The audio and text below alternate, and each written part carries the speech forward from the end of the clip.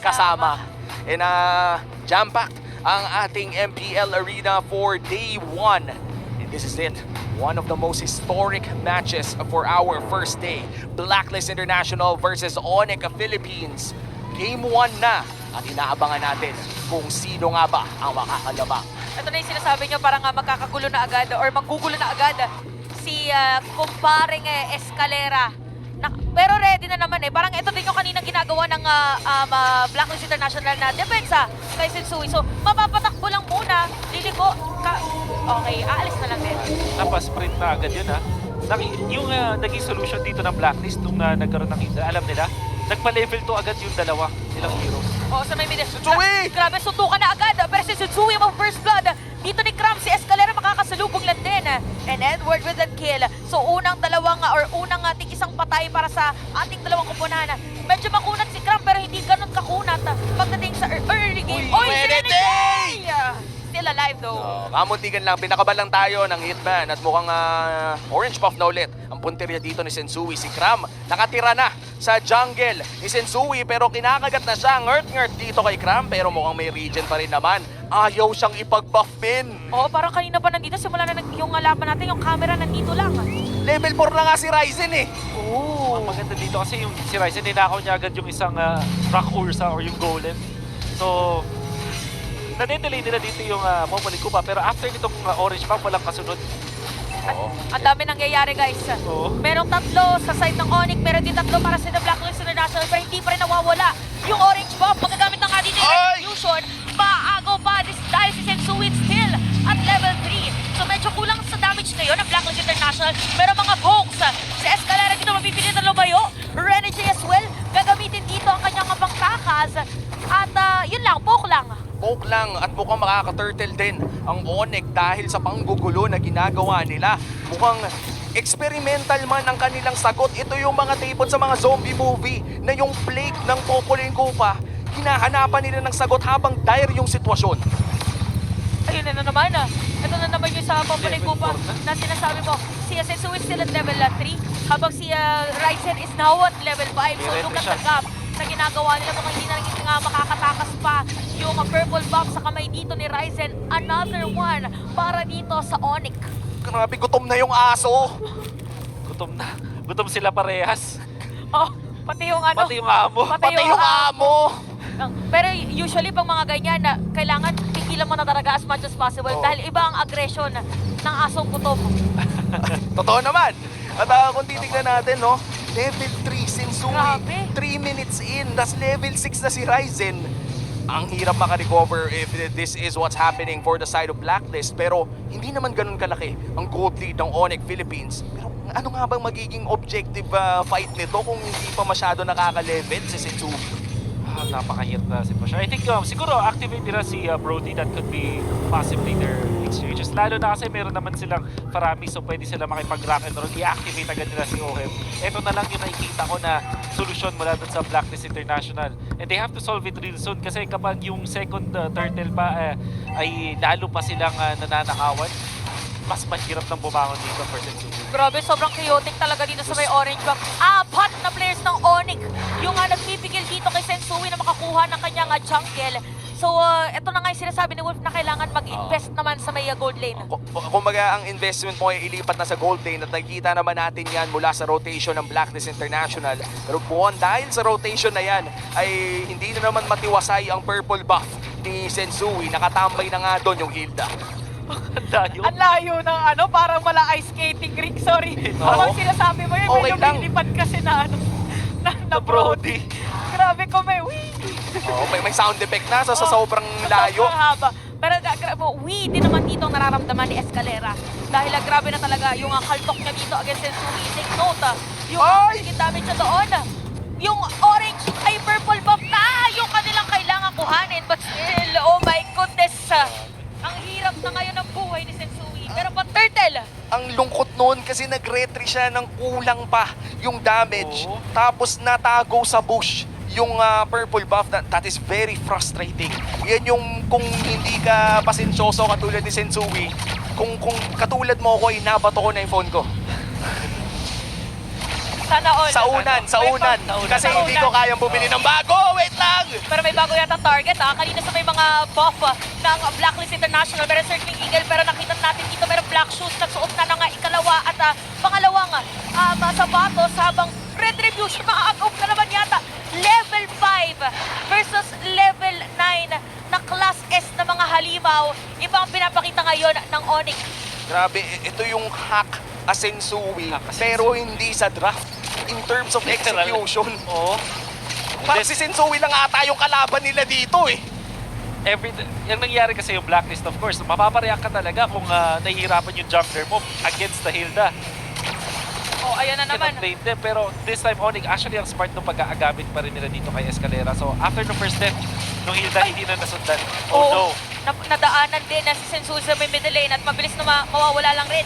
And the 3.1k gold lead para ngayon sa Onyx para madedepensahan pa rin na yung Torres sa may middle lane habang Circling Eagle and Blacklist International, they are forcing to defend this middle lane turret. Successful naman. In a 2.6k gold lead sa Onyx Philippines, experimental answer for a new strategy ng Blacklist International. Mukhang positive ang results ng kanilang experiment dahil pakiramdam ko after this type of game ay mapapadalawang isip ka na kung magpopopol in Kupa ka pa in Onyx Philippines.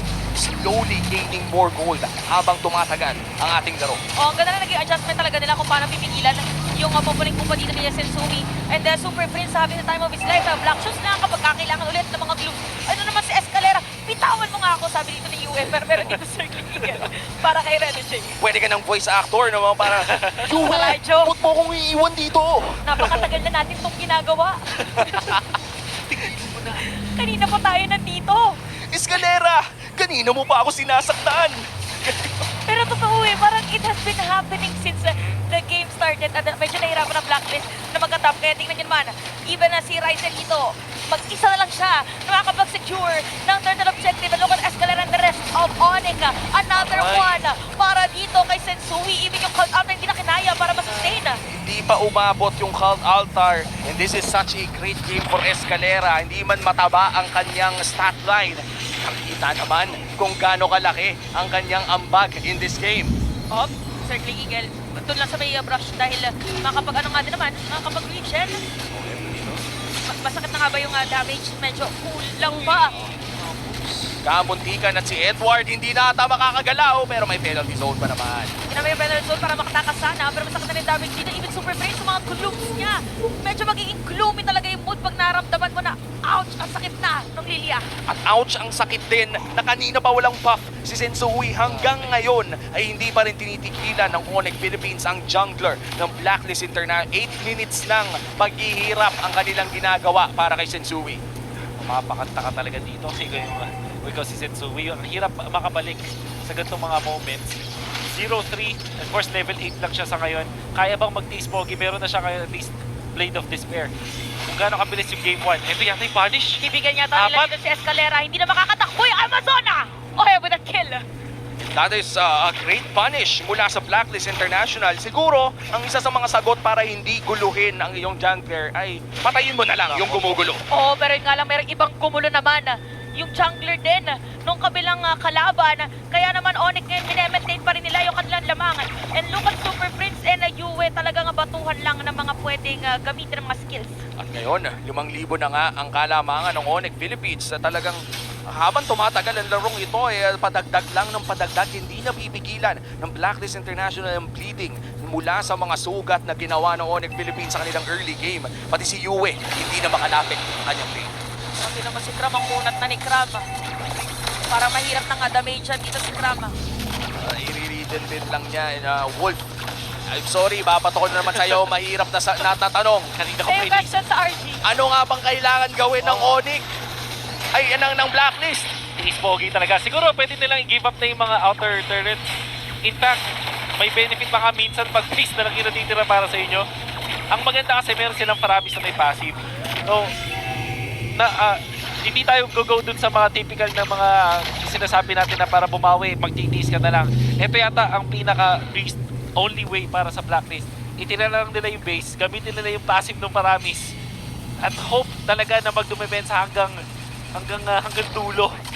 And of course, maglapag na lang siguro ng maraming traps. Pero tignan mo naman, Mukhang nag-iinit na rin ang Onyx sa kanilang pagpupush. Pero hindi pa sila makakapagbabagsak ng isang inhibitor turret. Pwedeng magbago ang lahat ng iyon. Level 1 Lord, nasa may bandang itaas. At may malaking wave din sa may bandang ibaba. Speaking of wave, magandang wave management dito ng Onyx at alam ka na pala, nakalamangan 7.8k gold lead. And even dito si Super Prince, kahit walang kanyang assist, ganun nagkagrabe yung lawak ng kanyang damage na ibibigay. At si Kuya Nets ay paikot-ikot lang. Nasisira ng Torre even at the middle lane. All due fairness for Blacklist na nakapag-survive sila doon. I think yung benefit dito yung madami nilang or significant na amount of wave here. Nandiyan yung Faramis na masaya mag-defend, of course. At maganda dito kasi position 4 yung Faramis. So it means na pag tumatagal yung laban, sumasakit din talaga. Naka-lightning truncheon na siya ngayon. And this is something na kailangan i-respect. No, at bumabalik na rin ang sakit ni Idol Cram, no? Yung pag-TTP at pag-e-emote. Hopefully, it doesn't bite him back. Pero napakalaki na rin kasi ng gold lead ng Onyx Philippines. Saka ano nga bang gagawin mo sa mga gantong moments bilang Uranus? Oo nga naman. Nakapush naman na lahat ng mga Magpamasahe. Pwede rin. Ay, yung kanina binaback massage siya eh. Oo, Di ba nakita niya si Kupa, kinakagat-kagat siya. Magpapasalamat pa sa'yo ang Yura kapag ginawa mo yan. And at this point, abangan na lang talaga ng wave. But so far maganda yung din dito ginagawa ni Renegade tsaka ni OM sa may bot. Kasi parang naliliko naman yung pwedeng push. Pero parang delikado if ever nakasalubong dito si Ned sa may bottom lane. Diretso Circle Eagle. Wala na, pero natin na! OM with the tone apart memory. Pero tatakbo na nga. Ginamit na dito ang power of wildness. Nandito na ang Onyx. Sasalubong si Edward sa kanila. Escalera, free hit lang dito against OM. Habang guiding wind, Circling Eagle na ginamit na naman. Diretso dito ang Netherrealm. Pero ang Onyx medyo makunat na talaga. Rene J, guiding wind na naman muli si Yue. Hihilata ng isa pero si Kram yung nahihila niya. Super Friends, papasok. Flicker in, Yue. Masusunog ata siya. Hindi niya nahihipan. Pero ito buhay na agad. Saglit na napaso lang. US now alive habang sa may gitna. Sensui makakasira ng Torre. At ayan na nga, sumasalisi na ang aso. Pero si Ryzen, sabi niya, dito muna, Kupa, akin ka. Eskalera ngayon, nag-alpha mode na si Sensui. Pero ready naman pala sila kalahati lang relation ni Ryzen. At unti-unti na nga namahula dito mga buhay. As Ryzen is down, tapos diretso pa. Pero napakakunat na talaga dito. Escalera, even Super Friends, free hit lang para sa mga Glooms. Samawa pa na maglundag dito ni Nets. Dahil dyan, apat na patay para sa The Blacklist. Makapal pa naman ang mga waves para sa Blacklist at mukhang mahihirapan sila makakuha ng inhibitor turret. Pero nakalamang ang Onyx Philippines as we head on to a short pause. Edward ang nananatiling buhay para sa side ng Blacklist. Ayan, napaka-intense po ng laban sa mga napangangapo dahil sa mga nangyari yun. Pause po muna tayo. Pause muna, babalik muna ang ating programa matapos ang mga maikling patalastas. Ayun, wala pong, ayan, kitang-kita naman pala kahit chillings lang tayo. Ang dami pa ng tao, nakatalikod kasi tayo ngayon sa venue eh. At nakikita natin ngayon kanya-kanyang chant din for both Onyx and Blacklist International sa ating venue. Grabe, ang saya. Ang saya, kaya tayo napapatahimik dito ay pag tinitignan natin ng crowd, tumatalikod tayo ngayon ay nakikita natin na talagang sold out. 5 days, tuloy-tuloy ang aksyon ng MPL. May mga pamilyar tayo mukhang nakikita natin na since regular season pa lamang ay nanonood na. May mga bago din na gustong ma-experience kung ano nga ba ang napapakita ng MPL Philippines dito sa ating playoffs. Eh, hindi pa nga natin napapakita sa camera kung ano yung mga ibang ganap sa may bandang ibaba. Na I have to say, yung ground floor natin, Ang it's dami. very lively. Saya. May pagkain, may community hub, may poging naka-brown suit. Para nag-a-update. Para nag-a-update. Update lang muna si Sorry, Idol. Standby lang for solo analyst later, gano'n. Dito. Boss, shoutout sa'yo, bossy. Shoutout sa'yo mo. Sana masaya ka na. Mamaya libre natin ng ice cream si Idol. Si Si Idol Midnight. Natry niyo na ba pumunta sa ground floor? Ako kanina, medyo no choice kasi pag pumunta ka dito sa venue, dadaan ka talaga ng ground floor eh. So Oo. nakita ko na yung ground floor. Oo. Ikaw ba, anong nakita mo doon? Wala pa. Nakakagulat actually kanina 10 a.m. Di ba yun yung call time natin? Ang dami na agad tao. Actually, Sa nakakagulat daw. Shoutout sa mga early birds natin. Oh, shoutout din sa mga tumatambay sa community hub. Sa mga hindi Ay, oo. nakakaalam, meron din po tayong community hub na doon si Minana. Odin at saka yung mga natin, MPL, guests. yan, mga guests. Ah. Meron din tayong creators camp. ang dami nating ganap, no? Hindi lang to basta-basta viewing experience para sa audience kasi tignan mo naman si Edward, depensa na. Mag-isa na lang pala siya dito, ginamit niya yung penalty zone niya, mape-penalize nga ba talaga Buhay dito? pa. Ang Uy, Onyx boy! at buhay pa rin. Napakakunat ngayon pero ramdam mo ng agresyon para sa mga Sonics. Okay. Kung babalikan natin yung nangyari, ginawa ng Blacklist yung 1-5 concealed play or at least yung play. Meaning to say post 1 at post 5 magkasama, which is this time si Renny J at si COM. At masasabi ko ibang level talaga itong si Renny J ngayon. Yung Matilda niya. Kumbaga, reverse ere, hindi niya iniwan si OM. Ito yung tipo na Rene JK. after mong sabihin yung si Rene JK, Rene JK. hindi ka iiwan sa ere. Iiwan sa ere. Dadaling ka pa sa ere. Oo. Oo, reverse psych pala ang ano dito. Sabi niya, okay, ano lang muna ako. Dito boss, lahat ng lyrics, balik na rin yung Oh, lahat. babalik na rin yun. Wala tayong maririnig ng mga masasamang words. Dahil kapag si Rene JK Labajo ang nagpalipat sa'yo ay hindi ka iiwan sa ere. O sabi niya, andito ako sa ere. Para may Oy, oy, oy! Para may iwan nga ba talaga sa ere si Abot. Edward? Oh, meron pa flicker. Flicker. Pero no boards ng Onyx ngayon, ang flicker yun ang kinagandahan naman para sa kanila. Pero yung Lord parang pare-reset pa rin at ngangat-ngatin unti-unti si Kuya Crab. Nandun pa rin yung sustain. At Rene J! Rene J is still alive. Kamunti ka na. Grabe, minsan talaga yung crit ng Jungle Heart passive ng isang Iritel. Magugulat ka sa damage eh. At dahil sa napakagandang laban na pinakita ng Onyx Philippines ay sila makakuha ng ating Luminous Lord. And this might just be a big push na kailangan nila para makakuha ng inhibitor. Pinaka-importante hero para ngayon sa Blacklist International ay si Paramis. Yue, siya ang bahala sa depensa. Of course, may ambag din naman yung ibang mga members ng Blacklist, but siya yung pinaka-dapat on point dito sa depensa na to. And like we said, I think ang pinaka-ideal scenario pa talaga sa Blacklist, maubusan sila ng Tori at isa na lang yung dedepensa nila.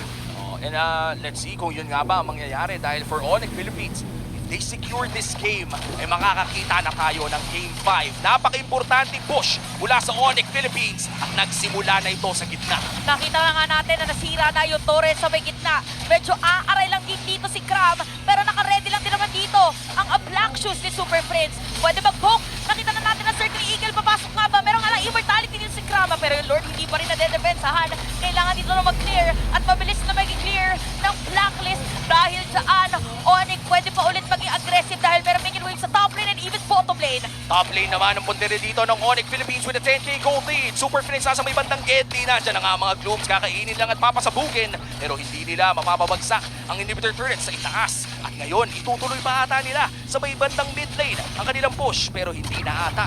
Hinihintay na nila ang kanilang mga minion waves. Oo, talagang ito na sa may middle lane ang sakto nga pag-antay. Pero ready lang din naman ang Blacklist sa pagdepensa. So mag-aantay na lang ulit ng panibagong objective na pwedeng kuhanin dito ang Onyx para mas maging sigurado sa pagsira nila ng iba pang mga tore. Oh, ginawa yung Circling Eagle.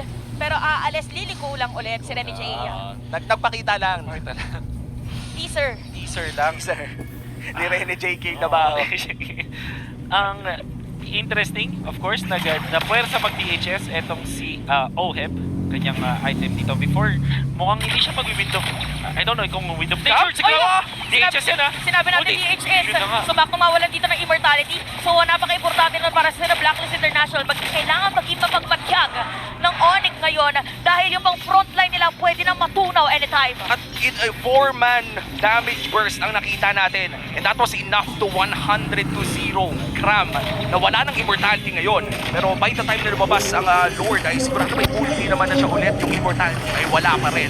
Check push mula dito kay Edward. Dalawang inhibitor ang wala para sa side ng Blacklist International. Dahil dyan, may maliit na kalamangan ng Onyx Philippines in terms of waves sa moment na magsayawan na para sa Lord. Ano kaya ang magiging sunod nila dito? No? Of course, yung pag-clear ng mga minions muna, yung dapat gawin ng Blacklist. However, yung Onyx, ang ganda kasi nung map control hero sila. Lilia sa mid, meron kang Uranus na pwedeng sumite lanes at meron kang vision agad mula dun sa Hilda na pwedeng i-check lahat ng mga bush. Sakit. Tapos si Super Prince pa, parang, ayun lang, if ever, yan yung magiging weakness Aray! ng isang Lilia. Nararamdaman natin yung North. Merong gigil. Mga galing dito, pero may gigil lang din naman ng Onyx dahil kalahati na ng buhay ng Lord. Hindi na yata makakalapit si Sensui dahil saan, secure na Onyx yung Lord. At makadediretso pa nga, pero sakto na